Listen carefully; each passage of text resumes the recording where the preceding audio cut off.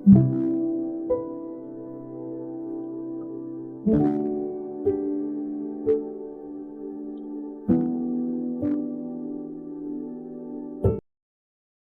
यीशु में सबको नमस्कार, जय मसीह की, प्रेज द लॉर्ड।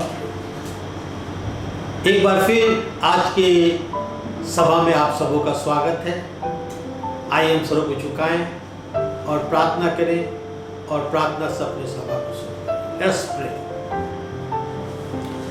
पवित्र महान जीवित सामर्थी प्रभु, बड़े नम्रता और दीनता के साथ हम सभी तेरे चरणों के पास आते हैं।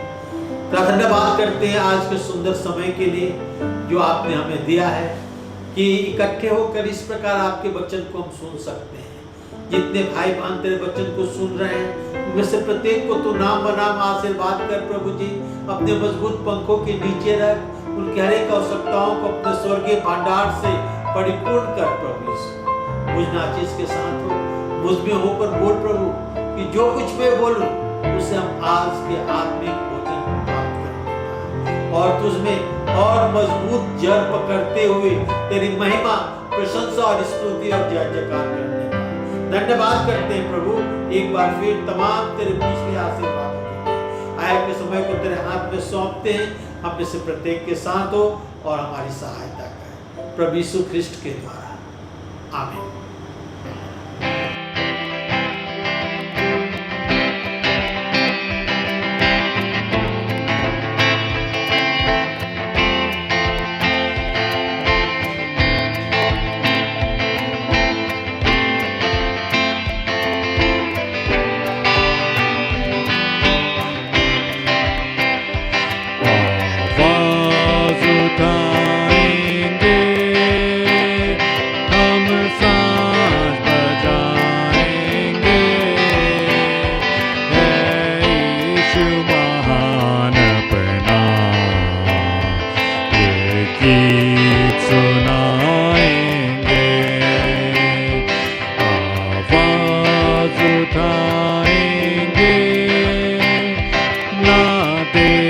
सका हमको तू पाप के सागर में, और बन के मनुष्य आया आकाश से सागर में। ना देख सका हमको तू पाप के सागर बन के मनुष्य आया आकाश से सागर में। मुक्ति का तू दाता है, दुनिया को बताएंगे है यीशु महान अपना। गीत सुनाएंगे, आवाज उठाएंगे, संसार की सुंदरता में ये रूप जो तेरा है। इन चांद सितारों में है अक्स जो तेरा है। संसार की सुंदरता में ये रूप जो तेरा है। इन चांद सितारों में है अक्स जो तेरा है। महिमा की तेरी बातें हम सबको बताएंगे, है यीशु महान अपना। ये गीत सुनाएंगे, आवाज उठाएंगे, दिल तेरा खजाना है, एक पाक मोहब्बत का। पा न सका कोई, सागर है तू उल्फत का। दिल तेरा खजाना है, एक पाक मोहब्बत का। पा न सका कोई, सागर है तू उल्फत का। तेरी मोहब्बत से दिल अपना सजाएंगे, है यीशु महान अपना, है गीत सुनाएंगे, आवाज उठाएंगे।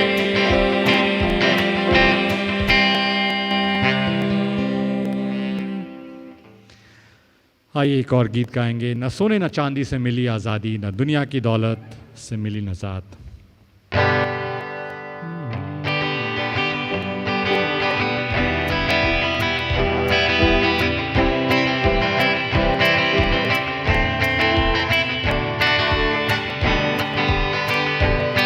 न सोने न चांदी से मिली आज़ादी, न दुनिया की दौलत से मिली नजात। सलीबी का खून मेरी अभी चट्टान है, और मुझे की मौत मुझे देती शिफा। मैं हूँ आज़ाद न धन के द्वारा, सोना मेरा दाम न था, पर मेरा दाम मसीह का खून है, बड़ा दाम मोहब्बत का। न सोने न चांदी से मिली आज़ादी, गुनाहों का बोझ दिल पर भारी था। सलीबी का खून मेरी अभी चट्टान है, और मोदी की मौत इसे फिर दिया हुआ।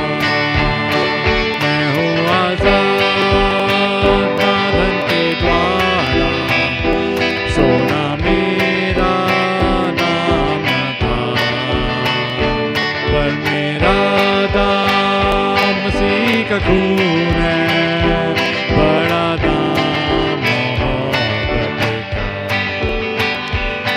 न सोने न चांदी से मिली आज़ादी, मुझे शरीयत ने पास न जाने दिया। सलीबी का खून मेरी अभी चट्टान है, और मुझे की मौत ने हटाया सदर। मैं हूँ आज़ाद न धन के द्वारा, सोना मेरा दाम न था, पर मेरा दाम मसीह का खून है, बड़ा दाम मोहब्बत का। न सोने न चांदी से मिली आज़ादी, आसमान के जरिए न मिल सकता था। सलीबी का खून मेरी अभी चट्टान है, और मुझे की मौत से मैं हूँ आज़ाद। मैं हूँ आज़ाद न धन के द्वारा, सोना मेरा दाम न था, पर मेरा दाम मसीह का खून है, बड़ा दाम मोहब्बत का। Let's sing a song, an English song. My hope is built on nothing less.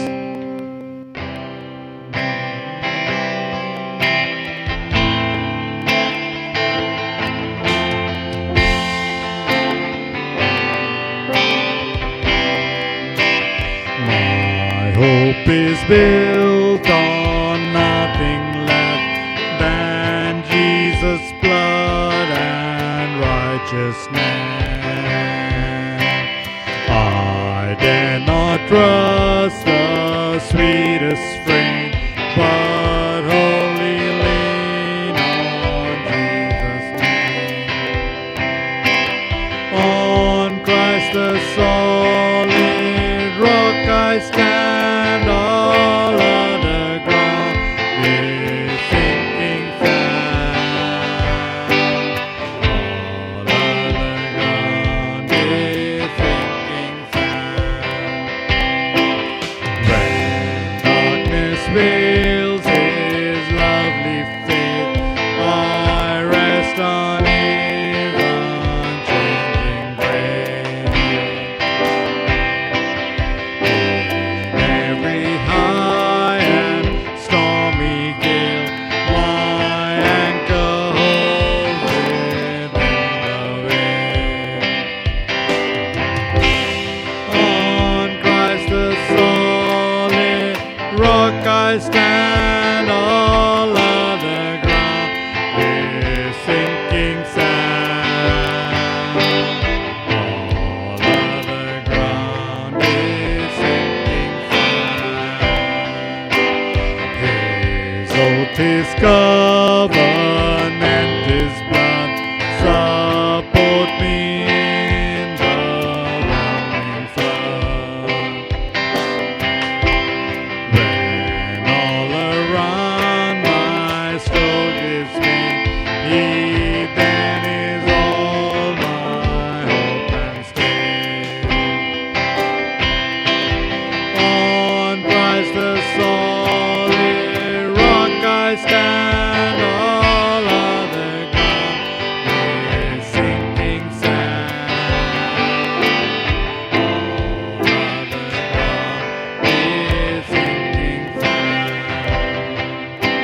And He shall come with trumpet sound, oh may I then in Him be found. Dressed in His righteousness alone, faultless to stand before the throne. On Christ the solid rock I stand, all other ground is sinking sand. All other ground is sinking sand. आज मैं एक बार फिर आपको बताना चाहता हूं इस जगत के महान उद्धारकर्ता प्रभु यीशु मसीह के विषय में। और आज का मेरा विषय है यीशु हमारा दयालु उद्धार करता है। यीशु हमारा दयालु उद्धार करता है। Jesus is our compassionate saviour. Jesus is our compassionate saviour. यीशु हमारा दयालु उद्धार करता है। मैं आज का वचन पढ़ना चाहता हूं लूका की सुसमाचार 19 अध्याय के 10 पर। लूक चैप्टर 19 वर्स 10 यहाँ इस प्रकार लिखा है, क्योंकि मनुष्य का पुत्र खोए हुए को ढूंढने और उनका उद्धार करने आया है। क्योंकि मनुष्य का पुत्र खोए हुए को ढूंढने और उनका उद्धार करने आया है।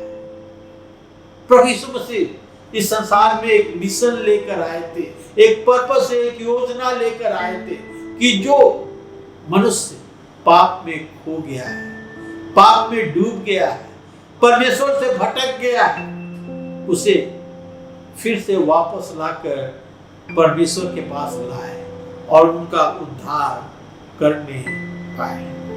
लूका के सुसमाचार से कुछ बातें हम देखेंगे आज।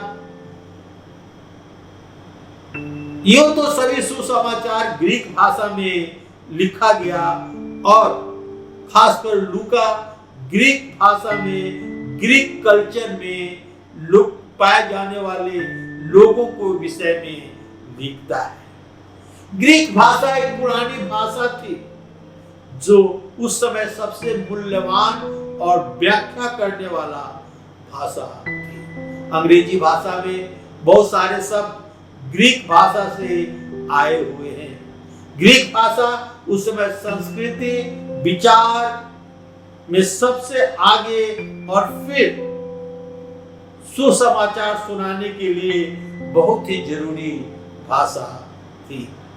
प्रेरितों के काम 17 अध्याय के 23 पद में, प्रेरितों के काम 17 अध्याय के 23 पद में पौलुस प्रेरित क्या लिखता है?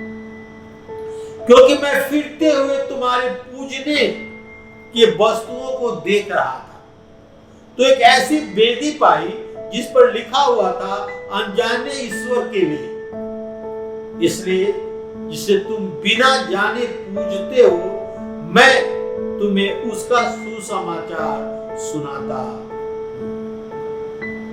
जब प्रेरित पौलुस एथेंस गया, वहां बहुत देवी देवताओं को देखा जिसके लोग आराधना करते थे, जिसके लोग पूजते थे, और वहां एक ऐसा वेदी था जिसमें लिखा था अनजान ईश्वर का वेदी। वे एक अनजान ईश्वर की आराधना करते थे, कि अनजान ईश्वर की पूजा करते थे। ग्रीक के लोग पौलुस को सुनना चाहते थे, पर प्रभु यीशु के विषय में ठीक से समझ नहीं पाए कि वो कौन है। लूका ग्रीक के लोगों को समझाने के लिए उनके प्रत्येक प्रश्नों का उत्तर लिखा, जिससे ग्रीक के लोग प्रभु यीशु मसीह के विषय में जानने पाए, जिससे ग्रीक के लोग प्रभु यीशु मसीह के विषय में जानने पाए। लूका चाहता था कि ग्रीक के लोग जाने कि प्रभु यीशु मसीह केवल एक दूसरे ईश्वर के समान नहीं, पर जिस प्रकार लोग कल्पना करते हैं वो काल्पनिक ईश्वर नहीं है।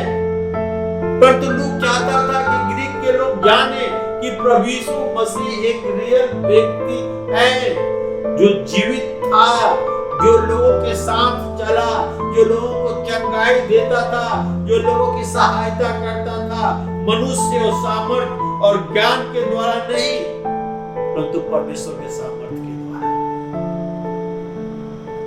ग्रीक के लोग ये जाने कि प्रभु यीशु मसीह एक रियल व्यक्ति था, जो जीवित था, जो लोगों के साथ चला, लोगों के साथ बातचीत किया, लोगों को चंगाई दिया, लोगों को सहायता किया, और ये सामर्थ और ज्ञान अपने द्वारा नहीं, परंतु परमेश्वर के सामर्थ के द्वारा सब कुछ करता था। तो प्रभु यीशु मसीह के विषय में खासकर ग्रीक के लोगों को बताना चाहता है।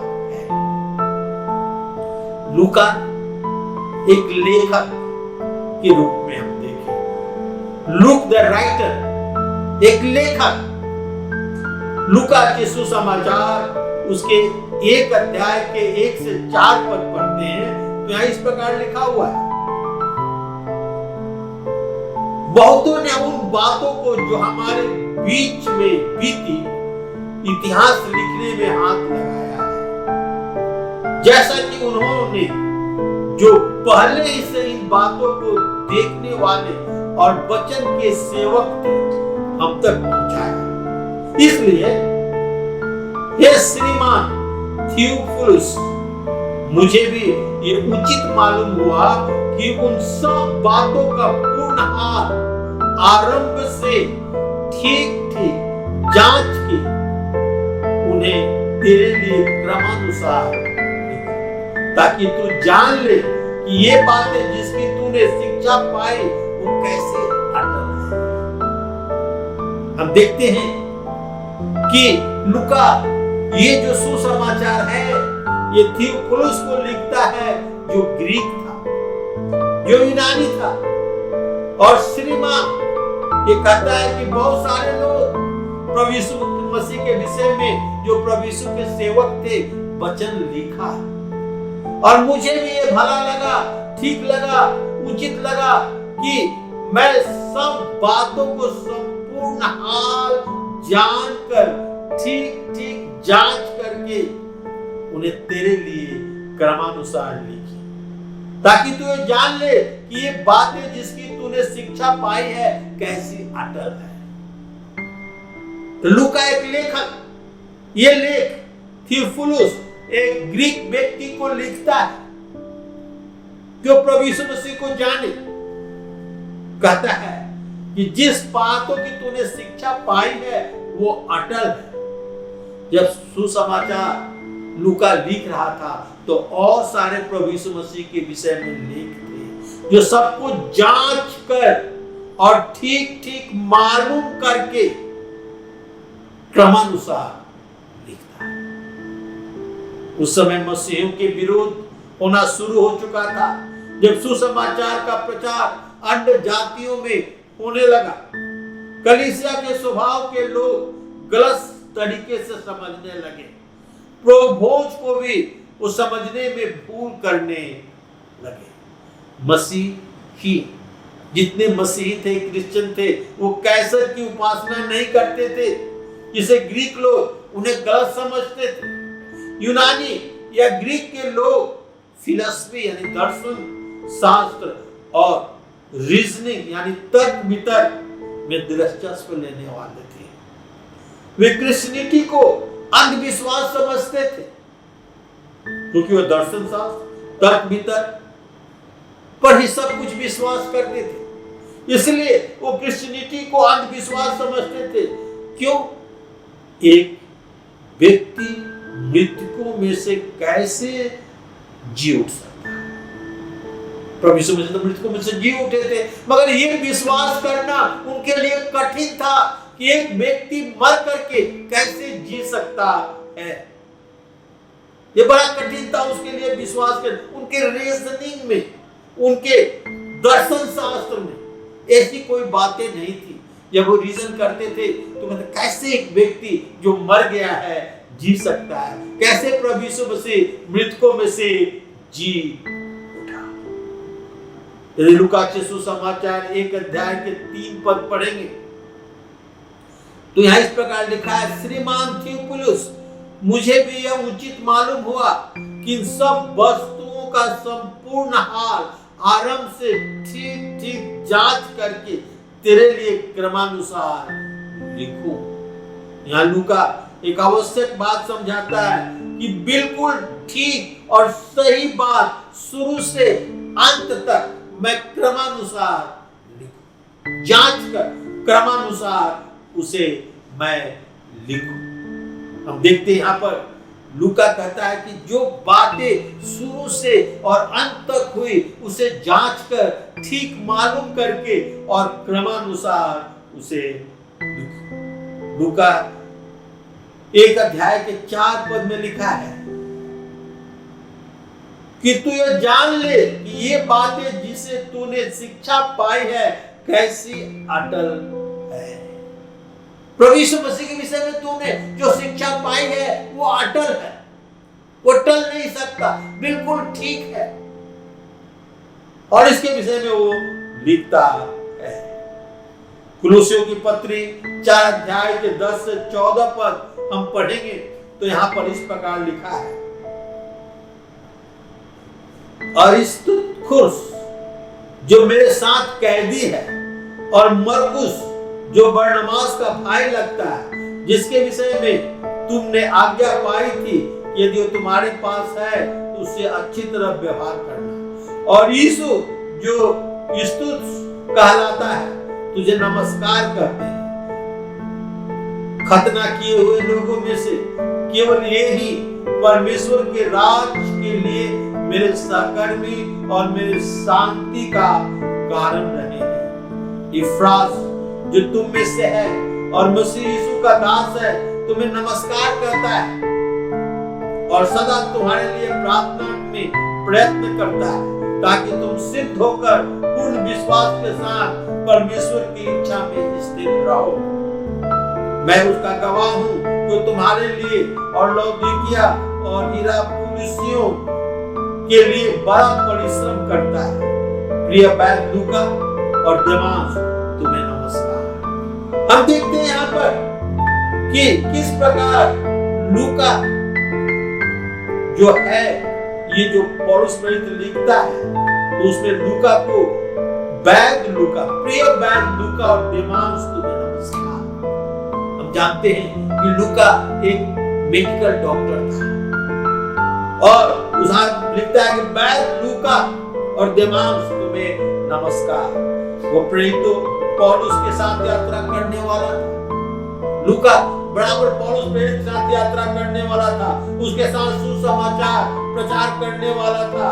वो एक डॉक्टर था, वो यहूदी नहीं था, क्योंकि यहूदियों की सूची में उसका पौलुस नाम यहाँ नहीं लिखता है।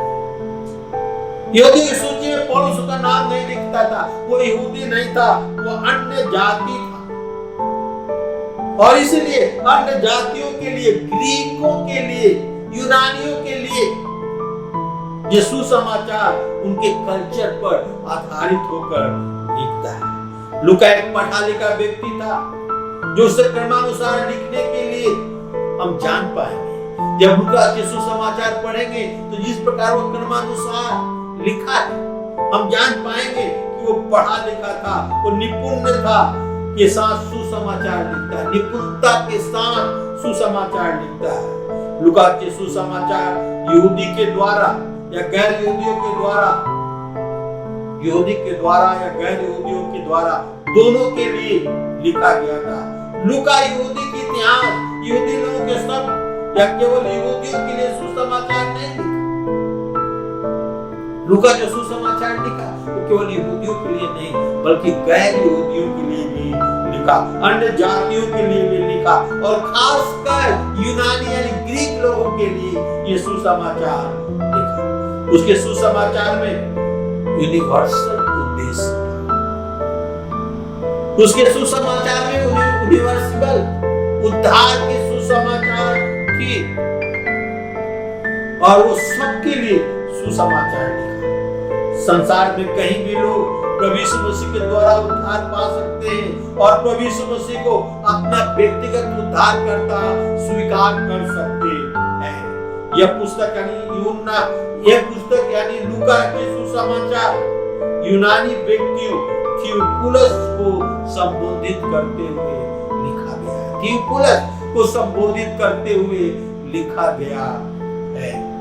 तो ये सुसमाचार यूनानी और अन्य जातियों के लिए लिखा गया। लूका के द्वारा मसीह यीशु का चित्रांकन, अब लूका प्रभु यीशु मसीह को कैसा देखता है? प्रभु यीशु नैतिकता से भरा हुआ था।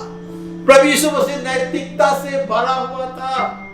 Jesus of moral strength, Jesus of moral strength. प्रभु यीशु मसीह और हमारे बीच में आम यानी कॉमन बात यह है कि प्रभु यीशु और हम दोनों मनुष्य हैं। प्रभु यीशु परमेश्वर का पुत्र होते हुए भी मनुष्य बनकर एक नारी से उत्पन्न हुआ। प्रभु यीशु परमेश्वर होकर भी मनुष्य बनकर इस संसार में आया। और एक कॉमन है कि हम और प्रभु यीशु मसीह, मनुष्य और प्रभु यीशु मसीह दोनों मनुष्य हैं। एक साधारण मनुष्य की तरह यीशु मसीह की परीक्षा हुई। शैतान प्रभु यीशु मसीह का परीक्षा किया। लूका के सुसमाचार 4 अध्याय के 1 से 11 पद पढ़ेंगे तो मालूम होगा किस प्रकार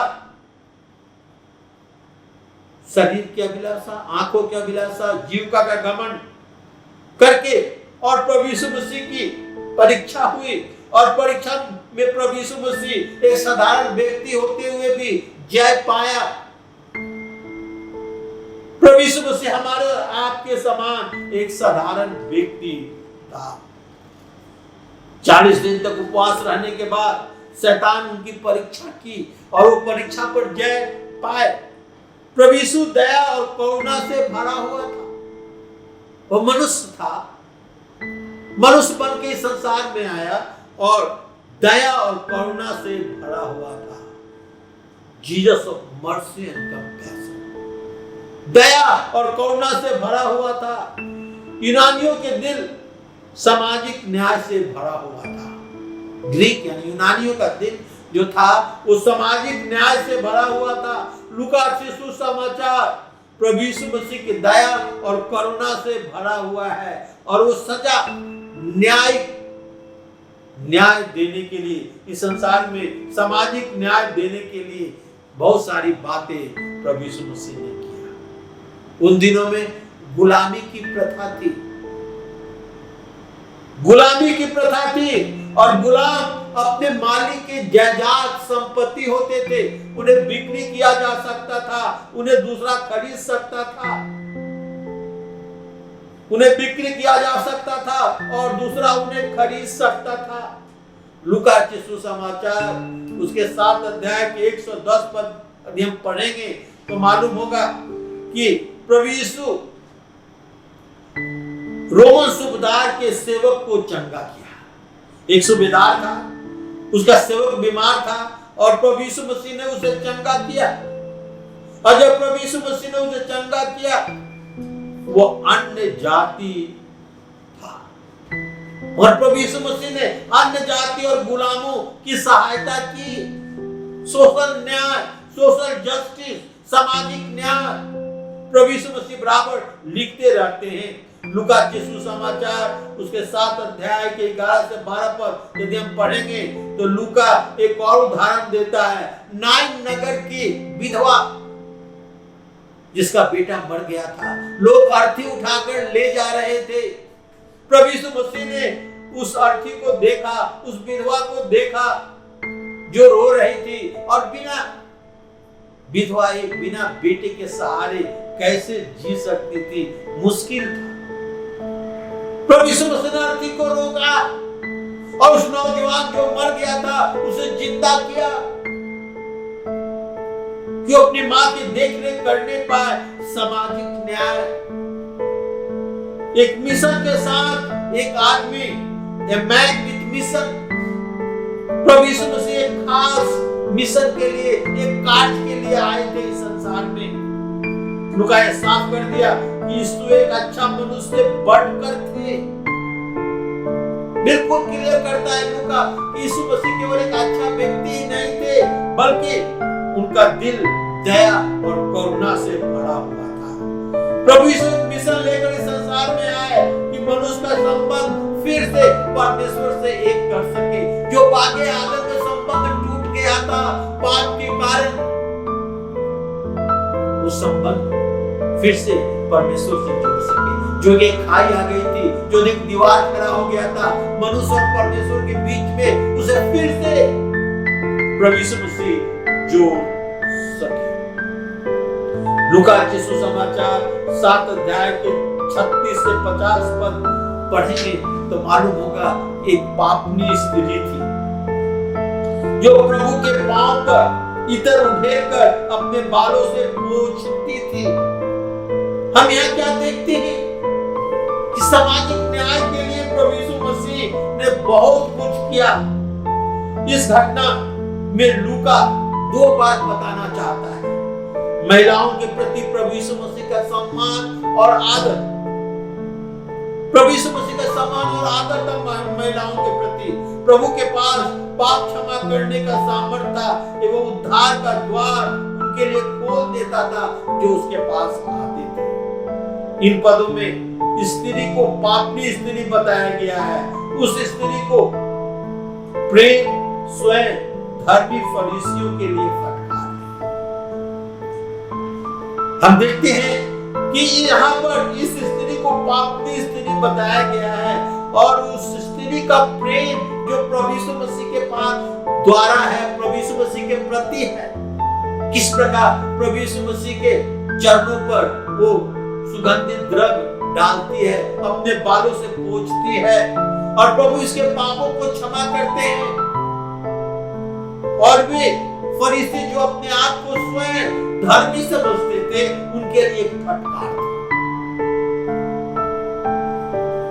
लूका के सुसमाचार और उसके 19 अध्याय के 10 पद में लिखा है, क्योंकि मनुष्य का पुत्र खोए हुओं को ढूंढने और उनका उद्धार करने आया है। वो पापियों के लिए, पापिनों के लिए जो समाज से अलग हो गए थे, जो परमेश्वर से दूर हो गए थे, उन्हें ढूंढने, खोज निकालने और उनका उद्धार करने के लिए आया। तीसरा और आखिरी, लूका का संदेश हमारे लिए, लुक्स मैसेज फॉर अस। हमारे लिए लूका का संदेश क्या है? लूका के सुसमाचार उसके 22 अध्याय के 6 और 7 पद। लूका के सुसमाचार उसके 22 अध्याय के 6 और 7 पद यहाँ इस प्रकार लिखा है, क्या 2 पैसे में 5 गौरवैये नहीं बिकती? तो अभी परमेश्वर उनमें से एक को भी नहीं भूलता। तुम्हारे सिर के सब बाल गिने हुए हैं, इसलिए डरो नहीं, तुम बहुत गौरवैयों से बढ़कर है। मैं एक बार फिर पढ़ना चाहता हूं, ध्यान से सुने। क्या 2 पैसे में 5 गौरवैये नहीं बिकती? तो अभी परमेश्वर उनमें से एक भी नहीं भूलता। तुम्हारे सिर के सब बाल गिने हुए हैं, इसलिए डरो नहीं, तुम बहुत गौरवैयों से बढ़कर है। परमेश्वर होते हुए भी हर एक व्यक्ति के लिए उनके पास समय था। हमारे लिए, आपके लिए, पापियों के लिए, सबके लिए प्रभु यीशु मसीह के पास समय है। उनकी सेवकाई और संदेश के लिए परमेश्वर का महान प्रेम प्रकट करता है। परमेश्वर के महान प्रेम को लेकर और संदेश को लेकर और हमारी सेवकाई करने के लिए प्रभु यीशु मसीह इस संसार में आए। यद्यपि गौरवैये का मूल्य बाजार में बहुत नहीं है, फिर भी परमेश्वर उनकी सुधि लेता है। तो हम मनुष्य का वो कितना अधिक महत्व रखता है। कहता है 2 पैसे में 5 गौरवैये मिलती है, तो भी तुम्हारा परमेश्वर उनकी सुधि लेता है, उनकी देख रेख करता है। उनमें से कोई बिना उसकी इजाजत के नहीं गिरती। तुम मुझसे कितना अधिक मूल्यवान, हम उन गौरवैये से मूल्यवान है। लूका संदेश देता है कि परमेश्वर के दृष्टि में हम और आप प्रत्येक व्यक्ति मूल्यवान है। We are precious in the sight of God. परमेश्वर हमारी इतनी सुधि लेता है कि हमारे सिर के हर एक बाल गिने हुए हैं। वो जानता है जिस प्रकार परमेश्वर हमसे प्रेम रखता है, उसके अनुसार परमेश्वर के प्रति हमें अपने आप को समर्पित कर देना चाहिए। परमेश्वर हमारी देख रेख करता है, परमेश्वर हमसे प्रेम करता है, हमारी सुधि लेता है, हमारे आवश्यकताओं को पूरा करता है। हमारा भी कर्तव्य होना चाहिए कि हम अपने आप को परमेश्वर के हाथों में सौंप दें। परमेश्वर अपना उत्तम हमें देता है और हमें भी अपना उत्तम परमेश्वर को देना चाहिए। इसके पहले कि इस प्रकार की प्रतिज्ञा करें, हमें सोचना है कि इसका क्या मूल्य चुकाना पड़ेगा। जब हम परमेश्वर के पास आते हैं तो हमें मूल्य चुकाना पड़ता है। लोग हमें पसंद नहीं करते, लोग हमसे नफरत करने लगते हैं, हमारे परिवार के लोग हमसे रूठ जाते हैं, बहुत सारे लोग हमें छोड़ देते हैं, मगर हमें परमेश्वर के प्रेम को पाना है। मसीह का जीवन, मसीहों का जीवन, हम क्रिश्चियन मसीहों का जीवन जो है वो एक लड़ाई के समान है। जब एक राजा दूसरे राजा से लड़ाई करता है तो वो अपनी सेना की तुलना अपने शत्रु के सेना की तुलना से करता है। प्रभु हमारे लिए एक उदाहरण छोड़ गए जिस पर हमें चलना है कि हम प्रभु के समान बन सके। प्रभु यीशु मसीह हमारे लिए एक आदर्श है, एक नमूना है कि हम उसके पद चिन्हों पर चलें। क्योंकि प्रभु यीशु मसीह हमारे और आपके लिए एक उदाहरण छोड़ गए। सुसमाचार की सुंदरता यह है कि प्रभु यीशु मसीह एक परफेक्ट मैन इस इम्परफेक्ट मनुष्य को परफेक्ट बनाता है। प्रभु यीशु मसीह एक परफेक्ट सिद्ध पुरुष थे और हम जो सिद्ध नहीं है वो हमें सिद्ध बना सकते हैं। यह प्रभु यीशु का संदेश लूका रचित सुसमाचार हमें देता है कि हम पापी होते हुए भी अपने पापों को मानकर, अपने पापों से पश्चाताप करके हम परमेश्वर के पास आ सकते हैं। अपना संबंध जो बागे आदम में टूट गया था फिर से बढ़ा सकते हैं। यीशु हमारे लिए वो करने के लिए आया जो स्वयं हम कभी नहीं कर सकते। हमें शक्ति नहीं था, हमें सामर्थ्य नहीं था, हम इस योग्य नहीं थे कि हम परमेश्वर के पास लौट सके, परमेश्वर की धार्मिकता को पूरा कर सके। परंतु प्रभु यीशु मसीह इस संसार में आया कि हमारे लिए वो कर सके, हमारा मेल मिलाप फिर से परमेश्वर से कर सके। वो एक अच्छा उद्धार करता है और इसलिए वो संसार में आया। लूका सुसमाचार 19 अध्याय के 10 पद में एक बार फिर पढ़ना चाहता हूँ, क्योंकि मनुष्य का पुत्र खोए हुओं को ढूंढने और उनका उद्धार करने आया है। प्रभु यीशु मसीह आपके लिए इस संसार में आया है कि आप जो खो गए हैं, पाप में डूब गए हैं, पाप के दलदल में फंसे हुए हैं, आपको निकाल कर वहां से और आपका उद्धार करने आए, आपको एक नया जीवन देने आए। फिलिपियों की पत्री 4 अध्याय के 13 पद में लिखा है, जो मुझे सामर्थ्य देता है उस सामर्थ्य से मैं सब कुछ कर सकता हूँ। जो मुझे सामर्थ्य देता है उस सामर्थ्य से मैं सब कुछ कर सकता हूँ। फिलिपियों 4:13 में लिखा हुआ है। प्रभु यीशु मसीह हमें सामर्थ्य देता है और उस सामर्थ्य से हम सब कुछ कर सकते हैं। प्रभु यीशु अपने पिता के दाहिने हाथ सिंहासन पर जा बैठा।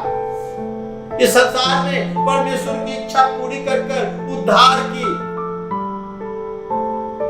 सब बातों को पूरा कर पापियों के बचाने के एक रास्ता निकालकर और परमेश्वर के दाहिने सिंहासन पर बैठा है। वो दूसरे को गिराकर ये पद नहीं पाया, दूसरे को दबाकर, दूसरे को गिराकर वो नहीं पाया है, पर दूसरों की सेवा कर, दूसरों की सहायता कर, दूसरों को उद्धार देकर, दूसरों को चंगा कर और परमेश्वर के दिल को जीत लिया और वो उद्धार पाया है और देता है और परमेश्वर के दाहिने हाथ जा बैठा है और वहां से ये पद पाया है। प्रभु यीशु पाप और मृत्यु पर जय पाकर पवित्र आत्मा हमें दिया कि हमें जयवंत करता है।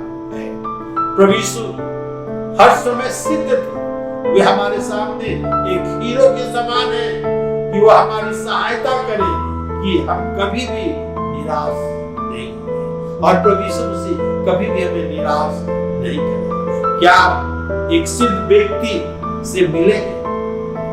यदि मिलना चाहते हैं तो सिद्ध व्यक्ति प्रभु यीशु मसीह है। प्रभु ही आपके जीवन में सुंदरता और उत्तम वस्तु ला सकता है। आप निराश हो सकते हैं पर प्रभु यीशु आपकी आवश्यकताओं को जानता है, वो उसे पूरा करेगा। वो आपका मित्र बनना चाहता है, अपने दोनों हाथ फैलाकर कह रहा है, हे बोझ से दबे हुए और परिश्रम करने वाले लोगों, मेरे पास आओ, मैं तुझे विश्राम दूंगा।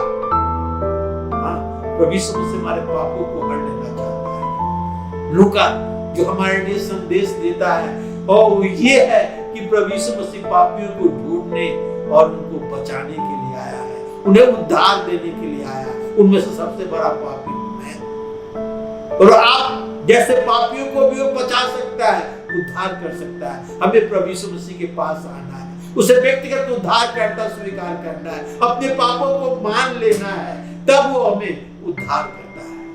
आइए हम सिर झुकाएं और हम प्रार्थना करें। पवित्र महान जीवित सामर्थी प्रभु, बड़े नम्रता और दीनता के साथ तेरे चरणों के पास आते हैं, तेरा धन्यवाद करते हैं तमाम तेरे पिछले आशीर्वादों के लिए प्रभु यीशु जो तूने हमें किया है। आज लूका सुसमाचार से हमने सुना किस प्रकार लूका यूनानियों ग्रीकों के लिए ये सुसमाचार लिखा प्रभु, जो अन्य जातियों के लिए खास करता, जो हमारे लिए है प्रभु जी।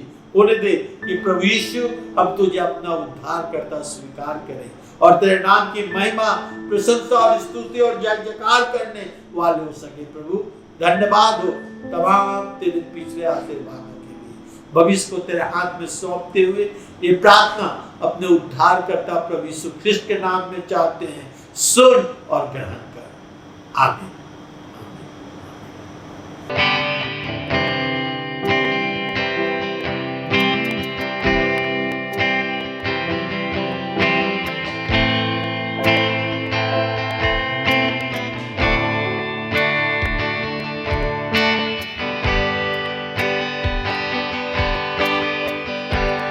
दिल मेरा बदल सापा कर से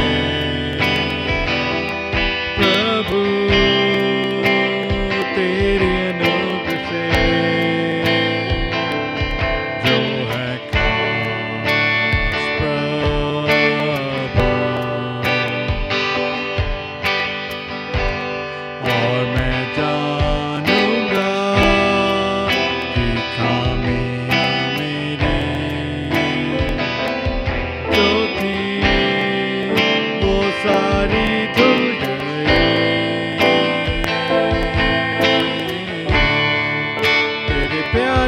साथ